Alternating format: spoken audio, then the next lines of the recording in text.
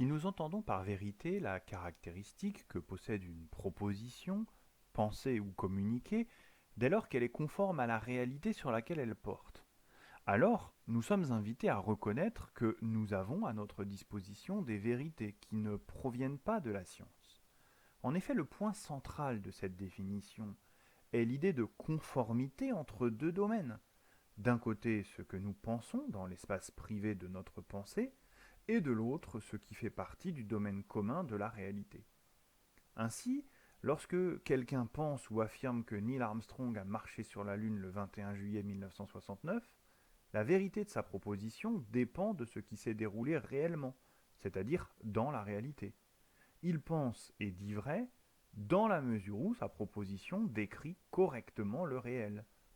A l'inverse, lorsque quelqu'un pense ou affirme que la mission Apollo 11 est une supercherie et que jamais son équipage n'est allé sur la Lune, la fausseté de sa proposition vient du décalage entre elle et la réalité qu'elle prétend décrire.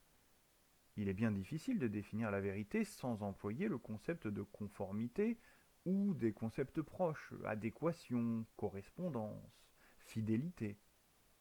En revanche, à ce stade, nous n'avons pas eu recours au concept de science. Il apparaît que la science peut raisonnablement être présentée comme une certaine manière de s'assurer de cette conformité. Mais il semble également possible de se passer de ces services dans un certain nombre de cas.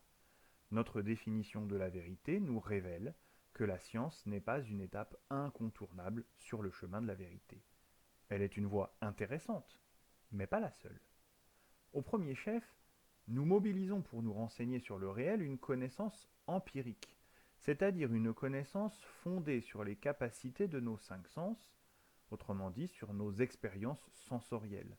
L'adjectif empirique est dérivé d'un nom grec qui signifie expérience. C'est d'ailleurs assez logique. Pour former dans l'enceinte de notre esprit des représentations mentales à propos du monde qui nous environne, il faut bien qu'il existe entre notre esprit et le monde, c'est-à-dire entre l'outil qui connaît et l'objet à connaître, une passerelle. Sans cela, ces deux domaines s'ignoreraient l'un l'autre et surtout, notre esprit serait hermétiquement fermé, replié sur lui-même, sans le moindre accès à ce qui se passe dans le monde. Tel n'est pas le cas, puisque nous disposons de cinq sens qui sont autant de passerelles entre le monde extérieur et l'esprit. La vue et l'ouïe sont les sens qui fournissent les exemples les plus commodes sur les questions de connaissance. Nous devons reconnaître que de toutes les vérités que nous accueillons dans notre esprit, certaines n'y sont pas arrivées par des moyens scientifiques. Ce sont des vérités empiriques.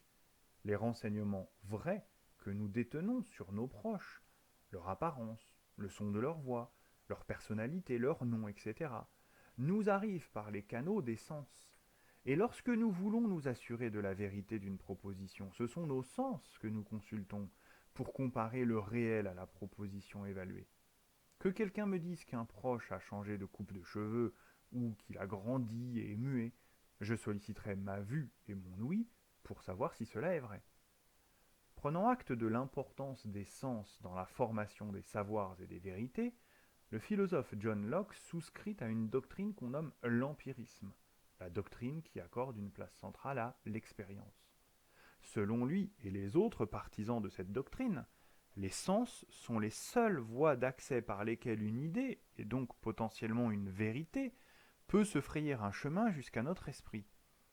Toute idée se rattache directement ou indirectement à une sensation.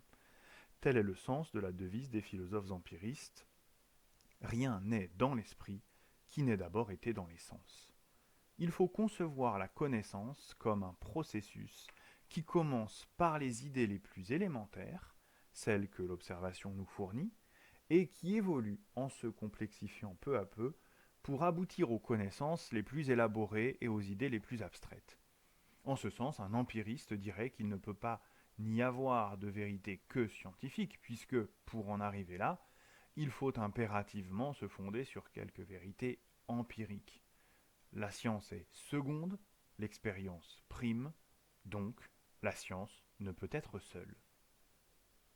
Dire que la science est seconde, c'est également rappeler qu'elle est une production culturelle tardive. Si les ferments de la rationalité apparaissent dans l'Antiquité et s'exercent en arithmétique et en géométrie dès cette époque, il faut attendre la Renaissance pour qu'émerge une étude scientifique de la nature. Prétendre qu'il n'y a de vérité que scientifique reviendrait alors à affirmer que jamais avant cette période l'humanité n'avait pu penser ou affirmer quoi que ce soit qui fût vrai. Une telle déclaration n'est guère crédible et on peut supposer que, même en un âge qu'on qualifierait de pré-scientifique, l'esprit n'était pas privé de connaissance ni de vérité, condamné à l'erreur ou à l'ignorance. D'autres formes de savoir lui livraient une part de la vérité du monde, des savoirs qui ne se développent pas dans le cadre de la science, puisque celle-ci ne convient qu'à une partie du savoir humain. On notera tout particulièrement que la science n'est pas l'outil approprié pour la connaissance des réalités singulières, c'est-à-dire pour toutes les choses qui n'existent qu'en un exemplaire, en un lieu donné, à une époque donnée. Comme le rappelait Aristote, il n'y a de science que de l'universel. Le travail de la science aboutit dans l'idéal à des vérités universelles. Entendons par là des vérités valables en tout temps et en tout lieu. La raison en est que la science recherche les causes des phénomènes et que le lien entre une cause et un effet est toujours le même. Il ne change pas selon le lieu ni le moment. Mais pour identifier cette cause, il faut la remarquer, ce qui requiert souvent d'observer plusieurs fois le phénomène, puis de s'assurer qu'on a raison en provoquant la cause pour voir si elle déclenche l'effet attendu. Tout ce qui n'arrive qu'une fois, qui ne peut pas être reproduit ni faire l'objet d'une expérience, échappe à la sphère de compétence de la science. Supposons que je déclare qu'en ce moment où je suis, il pleut. Cette affirmation n'est en elle-même pas scientifique, c'est un constat empirique. Pour autant, je peux m'intéresser à sa vérité et vouloir comparer la conformité de cette affirmation avec la réalité. J'utiliserai pour cela l'observation. Je verrai, j'entendrai, je sentirai sur ma peau ou je sentirai le parfum de la pluie. Supposons encore qu'une personne me demande si j'aime la couleur rouge. Aucune science ne peut étudier les sentiments singuliers que j'éprouve relativement à cette couleur. Ce n'est pas une donnée scientifique et pourtant je suis capable, en m'examinant moi-même de manière non scientifique, d'affirmer qu'il est vrai que j'aime la couleur rouge. On fait ici allusion à une expérience de pensée proposée dans les années 80 par le philosophe australien Frank Jackson, ce que Marie ne savait pas. Il y est question d'une jeune femme, Marie, qui a passé toute sa vie dans un environnement noir et blanc. Jamais elle n'a eu l'occasion de voir la moindre couleur. Pourtant, elle sait tout ce qui est scientifiquement disponible sur la vision, la lumière, les couleurs, la matière. Elle a collecté sur ce sujet de nombreuses vérités scientifiques. Un jour, elle peut sortir de sa chambre et découvre les couleurs. Elle comprend pour la première fois ce que cela fait de voir autre chose que du noir et du blanc. On reconnaît ainsi qu'elle accède à des vérités sur les couleurs qui ne sont pas scientifiques. Des vérités empiriques du type je préfère le bleu à l'orange, le marron est une couleur triste, le violet me plaît beaucoup. Toutes ces remarques et réflexions nous ont conduit à envisager favorablement l'idée selon laquelle il n'y a pas que des vérités scientifiques. La thèse qui soutient qu'il existe également, en dehors du cadre de la science, des vérités empiriques. Encore faut-il s'assurer que ce n'est pas de façon précipitée qu'on parle ici de vérités empiriques. Quel statut accorder à ces expériences? Sont-elles à l'origine de vérités dignes de ce nom?